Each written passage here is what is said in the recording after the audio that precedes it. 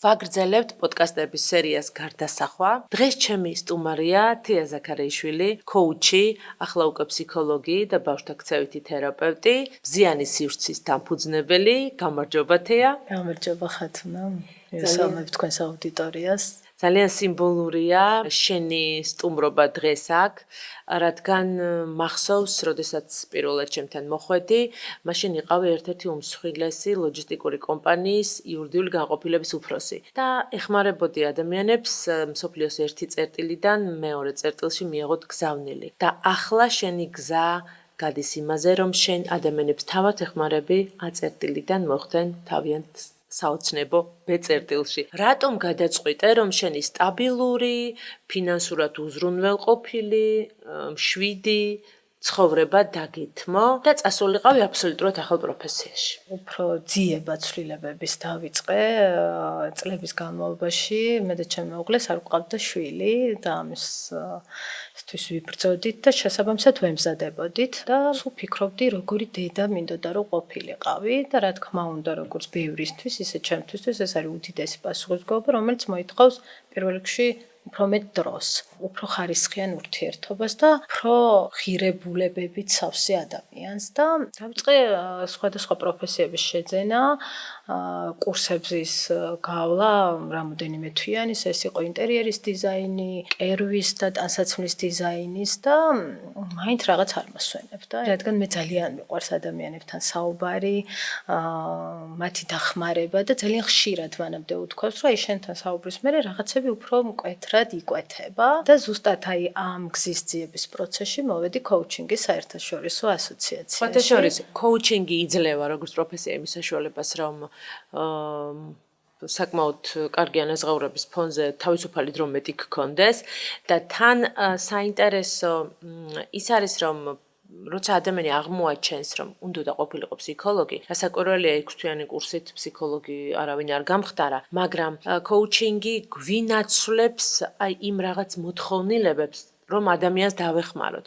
რადგან, პრაქტიკული ფსიქოლოგის ერთ-ერთი მიმართულება, სადაც რეალურად პულსზე ხელი გიდევს ადამიანის ოცნებების ასრულებაზე. კი, გეთანხმები და ზუსტად აი კოუჩინგი აღმოჩნდა ის ადგილი, რომელმაც დამაწყებინა საკუთარ თავთან დიალოგი. აი ამ გზამ მომიყვანა კოუჩინგის საერთაშორისო ასოციაციამდე. მათ შორის ძალიან საინტერესოა, ძალიან ხშირად არის ხოლმე ჩემს პრაქტიკაში და ალბათ უკვე ახლა შენს პრაქტიკაშიც, როდესაც ადამიანებს უნდათ ცვლილებები, მაგრამ ეძებენ გარანტიას. აი მე მინდა გავიარო ეს კურსი, ან მინდა შევისწავლო ეს, მაგრამ ეს რო ის არ იყოს და აი ძალიან საინტერესოა შენი ისტორიით კიდევ ერთხელ ამტკიცებ იმას, რაც მე და შენ და ძალიან ბევრმა ადამიანმა კარგად ვიცით, რომ გარანტიები არ არსებობს. ერთადერთი გარანტია არსებობს იმისა, რომ თუ არაფერს არ შეცვლი, არაფერი არ შეიცვლება. ეს არის ერთადერთი გარანტია, რომ ყველაფერი გააკეთე. დანარჩენი ყველაფერი არის შანსი, მაგრამ როდესაც ნამდვილად გინდა ცვლილებები, მზად ხარ, თუნდაც რაღაცა დამატებითი კურსი გაიარო იმისთვის, რომ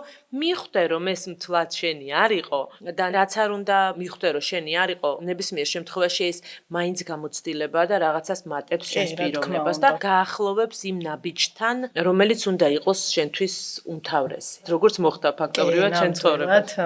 ერთ რამეს გავიხსენებ, აი ახლა ახსენე, რომ ეს შენი არის თუ არა, ვერ მიხვდები თუ რაღაცას მოქმედებებს არ განახორციელებ და შენ გვასწავლიდი მოდულს კარიერული დაგეგმარება და დაგვავალე, დაგვეწერა წერილი მომავალს როგორ ხედავდით 1 წლის მერე და თან დააყოლე, რომ სწავლას რო დავასრულებთ ან 1 წლის მერე, რაღაც პერიოდის მერე ეს წაიკითხეთ, მათში დაწეროთ თქვენს ოცნებებს და მიზნებს, აღარ დაეთანხმებითო რა და გულში ჩამეღიმა, ახლა რაღაც შემდგარი ვარ მოსული და მეთქი ზუსტად ვიცი რაც მინდა თქო რა, უბრალოდ რაღაცა ახალ ცოდნას რო შევიცენდი, ვიცოდი, მაგრამ თუ ესე ამოაყირავებდა ჩემ ცხოვრებას, ეს არ ვიცოდი და რა თქმა უნდა დავასრულეთ სწავლა, რაღაც 1 წლის მერე გავხსენი ეს წერილი და გამეღიმა.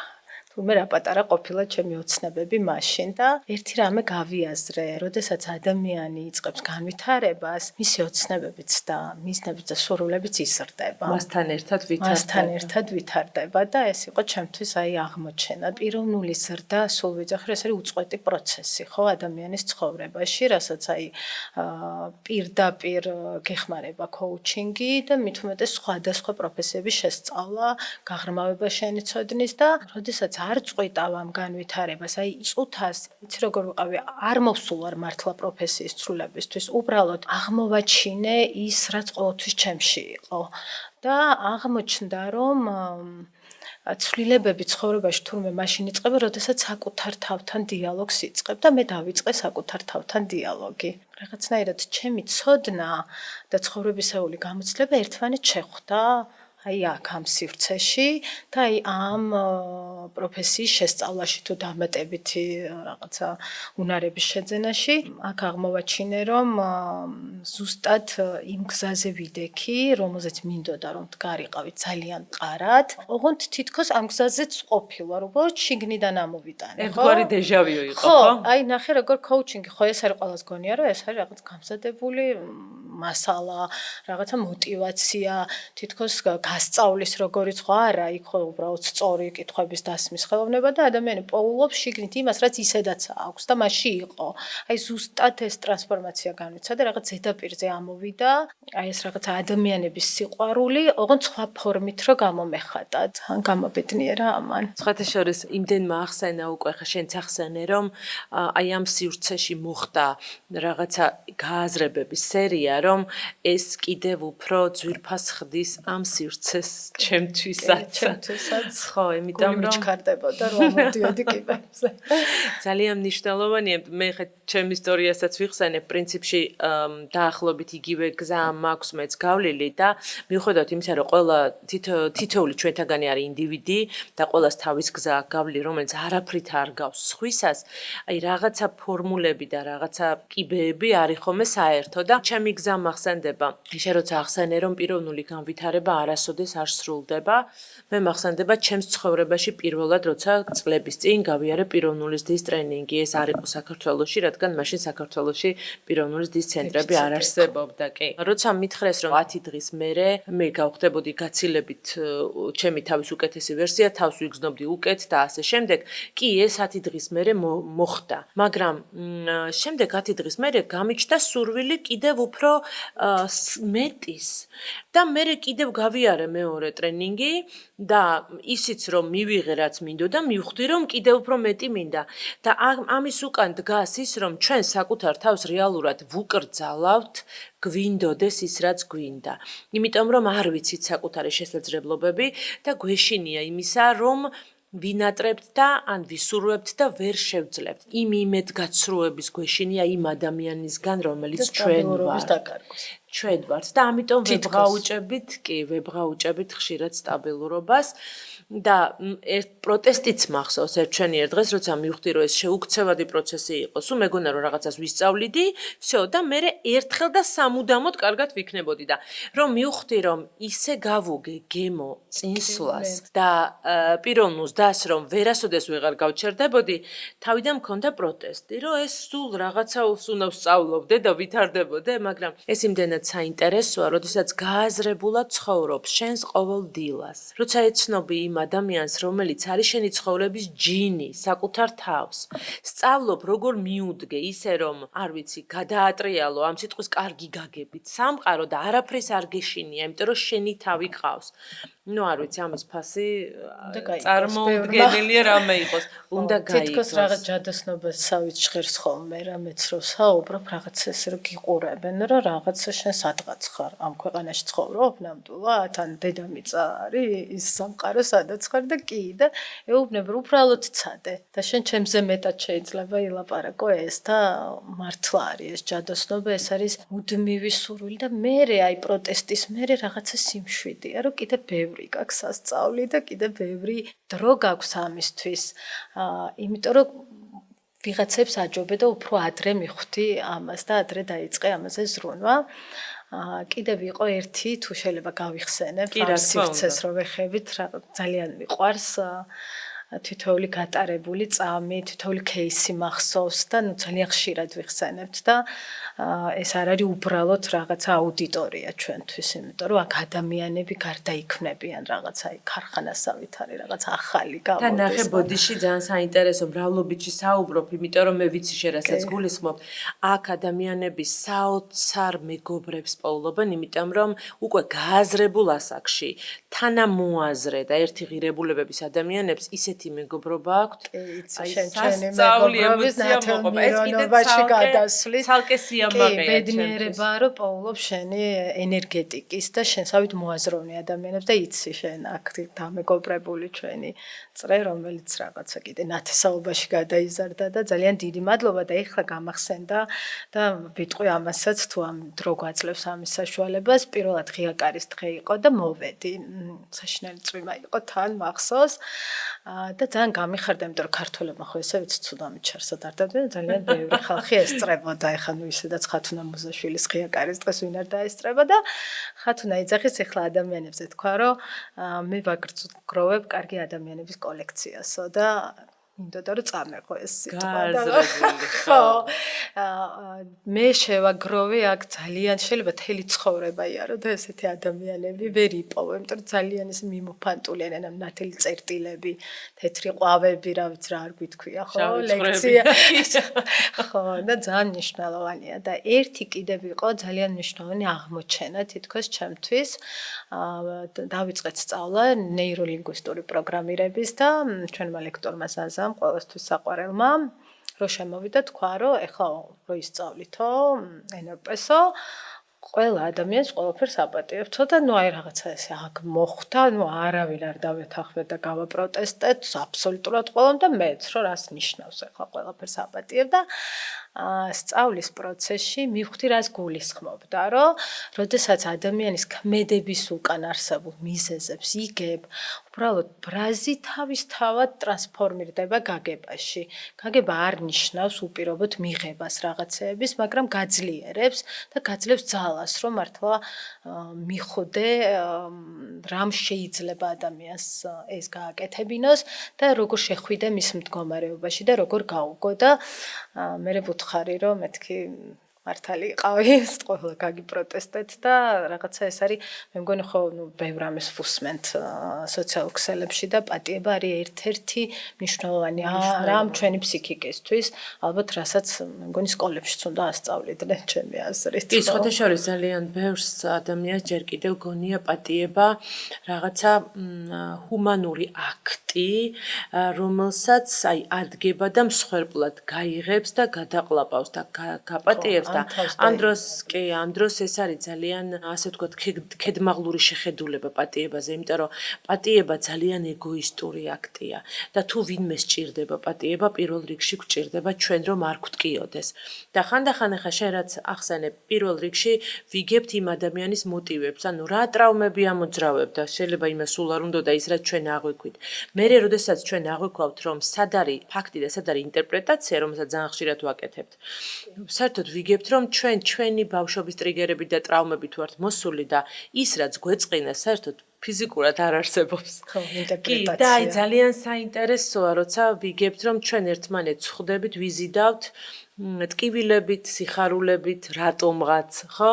რაღაც როლს ვასრულებთ თითოეული ადამიანი ერთმანეთის ცხოვრებაში და საბოლოო ჯამში მივდივართ იქამდე, რომ მართლა მადლობას ვუხდით ყველა ადამიანს და მათ შორის იმათ, ვინც ფეხი წამოგვიდო.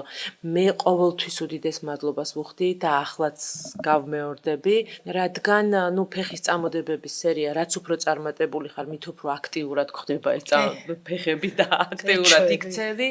კი, და აი ძალიან დიდი მადლობა თითოეულ წამოდებულ ფეხს. თითოეულ გადასავარდნს, რომელიც მაშინ მეჩვენებოდა, რომ ვიღაცა მომიწყო, მაგრამ ეხლა ვხვდები, რომ ეს იყო ჩვეულებრივი ტრენაჟორი და მადლობა ყველას, ვინც ჩემ ცხოვრებაში ამ ტრენაჟორის ფუნქცია შეასრულა. მადლობებს. არ ვიცი ხა რამდენად კორექტულად ვირტყვი, რაღაცნაირად პანჩურსაც გარტყავს ხო ცხოვრება ჩვენ ესე კულისებში. გვისაუბრია ხოლმე ასეთ რაღაცებზე, იმიტომ რომ ხო, თუ არ წაიქეცი არიცი ადგომის ფასი. ბევრი რამის ფასი არის. არიცი შენი ტკივილი როგორ დაატრანსფორმირო რესურსად. ამას ჩემ შულსაც ვასწავლი ხოლმე, რომ რაღაცა სულ წაგებას არ მინდა რომ მიაჩვიოს, მაგრამ ვეუბნები რომ სულ 100-ზე მოსაბეძრა ხანდახანდა ჩავარდე და მე ოფლი მოგივიდეს ცოტა ზემოთ ახვიდე. თეა, ძალიან მნიშვნელოვანი ფაქტორი მინდა გავშალოთ. ეს არის შენი მზიანი სივრცე, ხო? შენი სივრცე, შენი ბიზნესი, შეიძლება ასე ითქვას, ადგილი, რომელიც მანამდე არ არსებობდა და შენ შექმენი.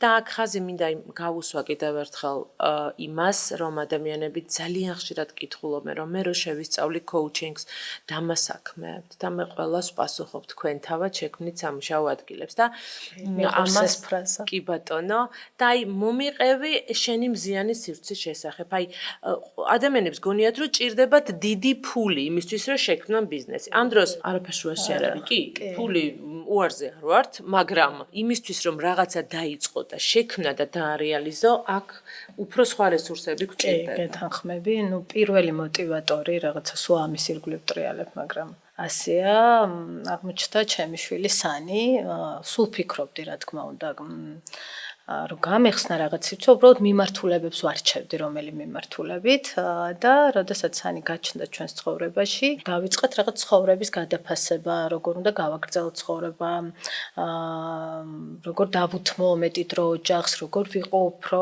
ხარისხიანად ჩემ შვილთან და ბოლოს ვიპო, რომ ის ადგილი და ის საქმიანობა, რომელიც ძალიან ახლოს არის ჩემს სულთან და ჩემს ღირებულებებთან და სანი ინგლისურად ბზიანს ნიშნავს და ყველას ასეავნება ვინც მოდის, რომ ის არის სახე ამ სკოლის და სანის ფეის ინგლისურად არის ხო მზიანი სივრცე, ну სახელიც მისგან გამომდინარე, იმიტომ რომ ალბათ ყველა დედას და მეც გამომზიანა და ყველა ბავშვი, ვინც იქ შემოდის, იმ კედლებსაც მზიანებს და როგორც ჩვენ აქ გვიყვარს, იქ ასე მოდიან და ამბობენ უკვე რამოდენიმე მოდულია, რაც გავიარეთ და რამოდენიმე ეტაპის ბავშვები მივიღეთ და გეთანხმები ხათუნა, ვერ ვიტყვი რომ ადამიანსთან, როდესაც ხარ საკმაოდ ესეც საერთაშორისო კომპანიაში მუშაობ, წლები გაქვს სტაბილური და კარგი ანაზღაურება, არანაირი დისკომფორტი არ გაქვს თითქოს, რომ ამაზე უარი თქვა და პირიქით რაღაც ჩვილი შემოდის, რომელზეც პასუხისმგებლობები უფრო მეტი გაქვს, ხო, დღეს განათლება გინდა შენ შვილს მიცე და ასე შემდეგ, ხო, ფინანსები ჭირდება და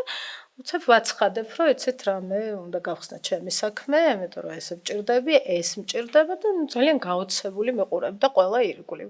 ну ალბათ ახლა ვინც ამას მოისმეს, ისიც იტყვის, რომ ალბათ ფინანსები გქონდა, ალბათ შიში არ გქონდა, რაღაცა სივრცეც გქონდა, ალბათ შენი, ну როგორც ჩვენ ხო ეკრანიდან რო ვუყურებთ, რომ ეს ყველაფერი ხელშეწყო, არაფერი არ მქონდა დამიჯერეთ, მქონდა უპირობო мотиваცია და რწმენა საკუთარი თავის, რომ შემეძლო გამეკეთებინა ის და ყოველდილით ამდგარიყავი და მეფიქრა, რომ მიხარო და ვერ ვიტყვი რომ სამსახურს არ მიხარო და მაგრამ დავხმარებოდი ადამიანებს და განსაკუთრებით პატარა ადამიანებს, რომლებიც ჩვენს მომავალს ქმნიან, ხო? და მათ მშობლებს. მშობლებს განსაკუთრებით და ესე დაიბადა მზიანი სივრცე, სადაც რა თქმა უნდა პიროვნულის დის სკოლა ყველგან ხო რაღაც ემოციების მართვას ასწავლის და ზოგადად ბევრ ამას ასწავლის, მაგრამ ყველას გვინდა რომ ჩვენი რაღაც სივრცე იყოს განსაკუთრებული, ხო?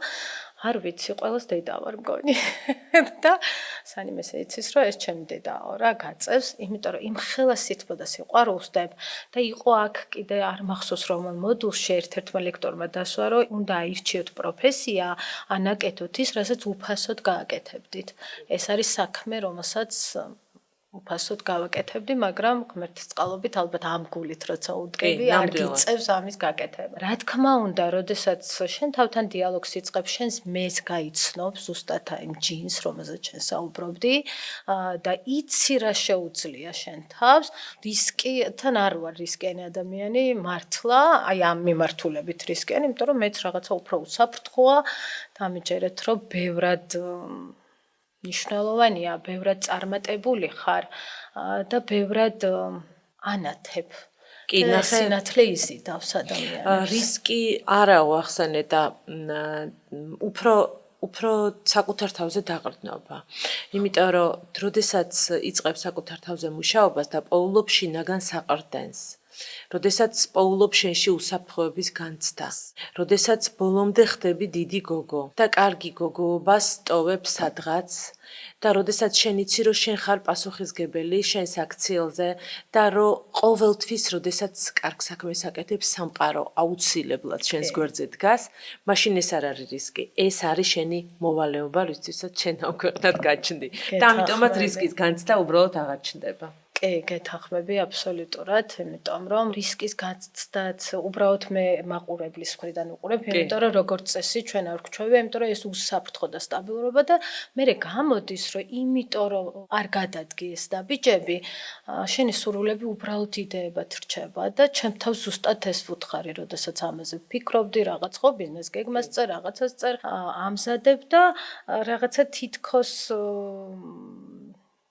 ვერ ვეტყვი რომ დამაბრკოლებელი რამე იყო, მაგრამ აი რაღაცა ფიქრის პროცესშივე ვთქვი რომ ეხა თუ არ გადადგავ ამ ნაბიჯს, ხო, შენი სურვილები დარჩება მხოლოდ იდეებად და მე ამას ვერ დავუშვებდი ნამდვილად, იმიტომ რომ უკვე ძალიან სხვა ლეველზე ვიყავი, კი, და მზად ვიყავი ამისთვის. ძალიან ხშირად, როდესაც არ ვაკეთებ ჩვენი სურვილების რეალიზებას, ეს ავადმყოფობის სახითაც ბრუნდება ხოლმე. ეს გვიბრუნდება რაღაც დეპრესიული განწყობის სახით, სასოწარკვეთის სახით, ხშირი აფექტური მდგოშ-ფოთვა, კი ბატონო, იმიტომ რომ ესე არ არის მარტივი, ჩვენ გვაქვს ჩვენი მისია, გვაქვს ჩვენი საჭიროებები, გვაქვს ჩვენი მოთხოვნილებები და ხანდახან იმის გამო რომ რაღაცის მეშინია შეცდომის მეშინია, როდესაც უარს ვამბობ იმაზე, რაც მინდა რომ ვაკეთო, სავალალო მდგომარეობა დგება ხოლმე ჩემს ცხოვრებაში და აი სხვათა შორის პიროვნული ზრდის